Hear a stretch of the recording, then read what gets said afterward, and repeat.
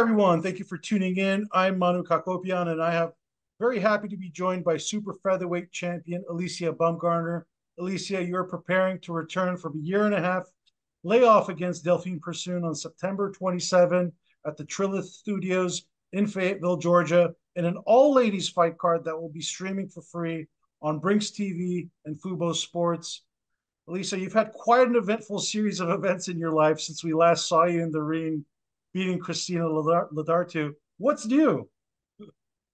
Everything is new. I'm in a fresh new skin. I've done a lot of inner, reflection, and I'm happy. I'm blessed. I'm happy to be here. I'm happy to fight next Friday against a great opponent like Delphine. So, in your last fight, a drug test found that you took a banned substance. However, after a lengthy investigation by the WBC, you were found not guilty. What's been the most challenging part of this entire PED controversy as you fought to repair your name and your reputation? Yeah, so the most challenging thing was I was in this by myself. We don't have a union in boxing. I literally am a great saver, so I knew this was going to take some money to really showcase, to not just the sanctioning bodies, to the commission, to everybody, to the world, to say, hey, I've always been a clean athlete, and it takes steps to literally be to a point where it's like, okay, they can look at it, they can say, you know what, she's guilty or she's not guilty. And I've done a lot of research. It took over what, 5 months to really put all this paperwork together. And again, I'm happy that the WBC, all of the sanctioning bodies, the commission in Michigan were able to look at this thoroughly, because these things happen and things need to be taken serious, because not everybody's cheating. I didn't have to cheat to make it in life. I've always proved to advocate for a clean sport. And so here we are today as the undisputed world champion, defending all of my titles next Friday. And again, continuing to asking for a clean sport, asking to be drug tested on each one of these fights that I have upcoming. Obviously, performance enhancing drugs are prevalent within the sport. We see it with the high marquee fighters like Ryan Garcia, and then we see it on the lower side as well too with some other people. How difficult has it been for you just to deal with the criticism and the speculation that comes along with the process? I mean, it's unfortunate. I can only speak on my case. On the other fighters, that that's their own doing. I can't speak for them. But for me, I was already judged. I've already, the way my body already is set up from being a natural athlete with a natural build. I was already looked at as if I was already on PEDs, right? And then I'm also beating these girls at the highest level. So it was just, I felt like I already had a target on my back. I already felt that way. I already felt that I had to keep proving myself. And again, when the adversity came with this positive PED, I again overcame that and showcased that, I've always been a clean athlete. And I think it's important for people to understand that we're all human. Like, we're not just pieces of trash that you can just sit on the internet and talk about. People don't actually know the detailed parts. You guys only know so much. And I know one day I hope to tell everybody the story about how everything went down. But all I can say is I had a great team, and a great circle of support to get me through this trial. Yeah, and unfortunately, the hits just kept coming for you outside of this ordeal as well too. You lost your father. You were separately dealing with a stalker who was after you.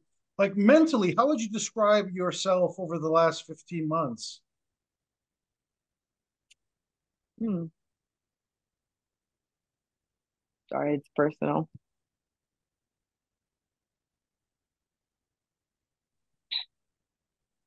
Listen, I've been able to keep my faith. I think that's important that people have to understand is I kept my faith. I believed in who I was, who I am as a person, and I feel like God blesses those who are honest.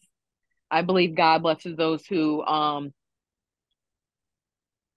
understands the assignment. my calling is much bigger than boxing. I just happen to do a great job in the ring and become a world champion. But I've been able to keep the faith. You know, when you're at the top, you're gonna have adversity come. And again, I have a great circle of friends. I have a great family who supports me, who loves me. You know, boxing is not my end all be all. And I want people to understand that like this is something that I do. This is something that I love to do. And it's been very challenging. But one thing about boxing, it's kept my mind sharp. It's kept my mind focused because I have the opportunity to fight a great opponent and come out with a great victory, a great statement, and just to keep showing the world why I've always been an overcomer, why that I always been an underdog who's been given the biggest challenge, and why I will continue to keep fighting for people who don't have a voice, people who been, you know, maybe ridiculed on the internet, getting your name dragged on the internet, like things like that. And I'm just happy to be here, really. I'm very happy just to be in this position today to speak to people and be like, hey, I made it through. And you have the perfect opportunity now to officially reintroduce yourself against Persoon.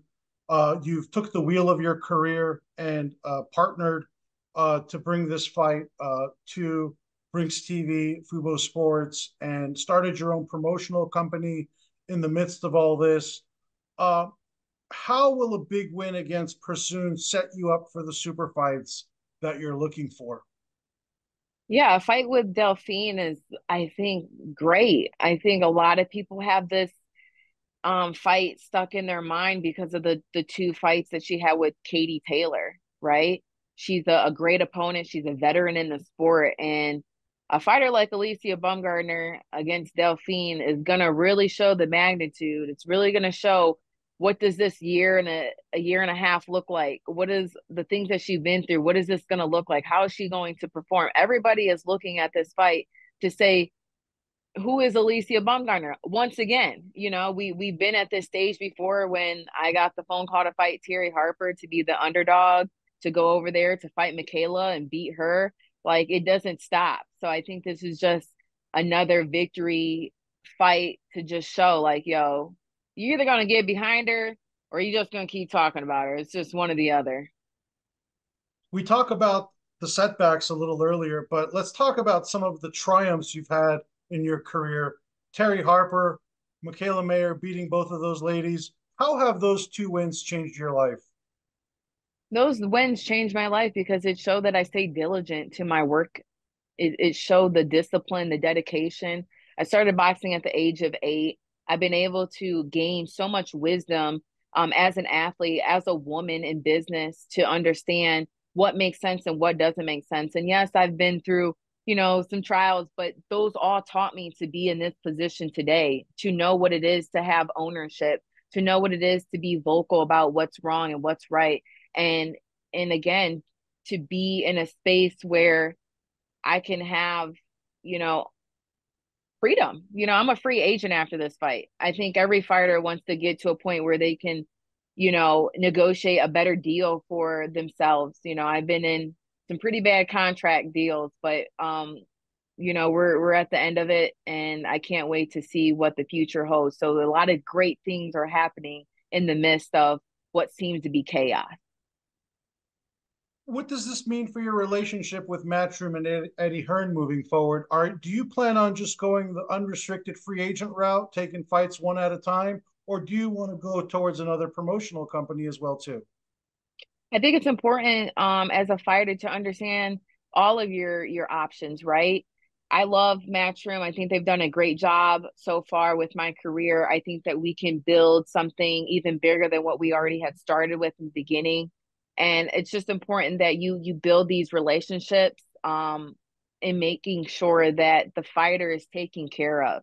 Again, boxing isn't forever. And with this last, you know, go around, I feel like the last 3 4 years I can give this sport, I want super fights. I want to be able to showcase the skill, the highest level of pedigree who I am as an athlete and as a woman in business. So again, I'm looking forward to it. Honestly, we've talked already, so the number one thing is to get this fight and get the victory and continue negotiating, see what's best for Alycia.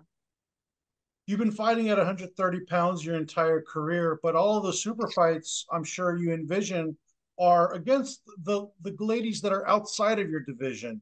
But the two closest ones are Amanda Serrano and Katie Taylor, who are fighting near your weight class. Why are you confident you could beat them both? I'm confident because I believe in myself. I believe in the skill. I just look so damn good. I don't know what else to say. Um, I'm sorry. Did it come up? Okay. I'm confident in my skill. Every day I see the progression. Even with this camp, I look completely different. I'm stronger physically, mentally, and it just gets better. So I could only imagine what I'm gonna look like when I do have the opportunity to fight a Katie or Amanda. I'm just I'm the top of the top. I'm the top of the food chain. So They have some unfinished business. They're going to be fighting November 15. Who do you think wins their rematch? that's a great question. I know we saw the first fight. It was very close. I think Katie Taylor still pulls it out, honestly. That's my opinion. You're at 130 pounds right now. Are you open to moving up or down at this point? I'm willing to move up. I think I would be a strong 135 pounder. Again, I make weight easily at 130, but 35 is right there. So moving up would be very beneficial. Let's talk about the more improbable jump in weight, which is, of course, Claressa Shields. You've been at each other's necks in recent months. She last competed at heavyweight, but what needs to happen for you to fight Claressa? Take me through the details that you need on your side.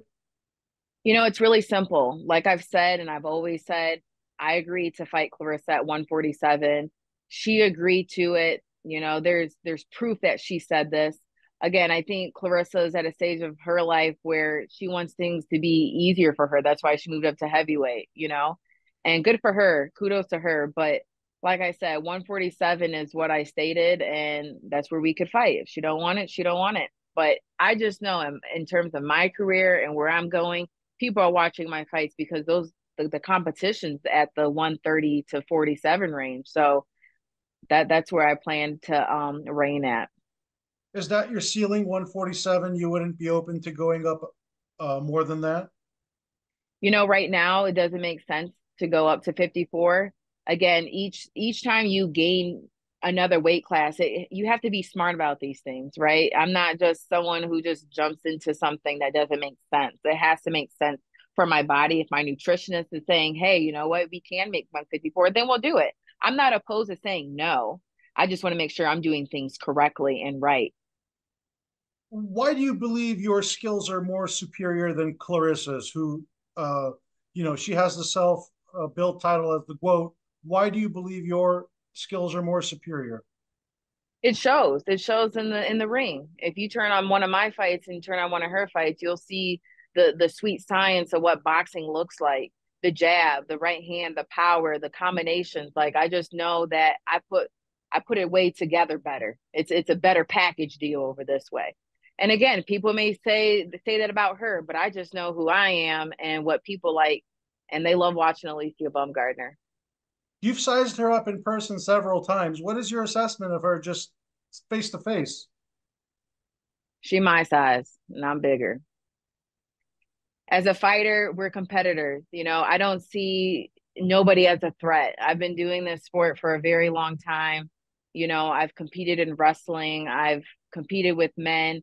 All that just builds the confidence as I am as a woman. So again, I'm not threatened by another woman. So just as much as she thinks she can beat me, I know that I can beat her. So that's just what it is. You're both from Detroit, Michigan. This would be surely an incredible promotion. Do you guys have a history of bad blood towards each other just coming up in the same region, or has this just developed over time? I would say this developed over time. I think when you're at the top of your pinnacle of your career, we the question gets thrown around when the best is the best, who's going to fight each other, right? So I think it's just one of those times where, you know, we want to make these big super fights. And, for me, it was only about the money and making a fight between Claressa and I, but it got personal. And because it got personal, as a smart businesswoman, you would think someone would be like, you know what, this would be great. But, that's not the case. Not the case. So 147 or bust, you've made your point clear. Obviously, Claressa, I'm sure, has other ideas, but you have to get past Persoon first. What does the perfect night at the office look like for you on September 27? Going home early. Going home early. So the work shift is not from 1 to 10. It's probably 1 to 6 or less. So that's what I'm hoping for. And again, it's going to be a great fight. I cannot wait for people just to see how much I've improved on this layoff. And you recently had a sit down with Shaquille O'Neal. He said he wanted to grab the mic and wrap you into the ring for your walk. Is that the plan for September 27? It's not, this fight for me is a cool, calm, and collective fight. Like even just the ring walk. I know people look forward to the ring walk. Again, like I mentioned earlier, I'm just happy to be here. And I'm just happy, man. And it's just coming into the arena is going to be like going into the sanctuary. This is for my dad. There's just been a lot going on, and I'm just taking all of that energy, love, and hardship just to really put forth towards this fight. Like my focus is just getting this fight and just showcasing why I am who I am. Certainly, you are dedicating this fight to your father, who obviously is the reason you got into boxing. What would that win mean to you and your family and your family's legacy?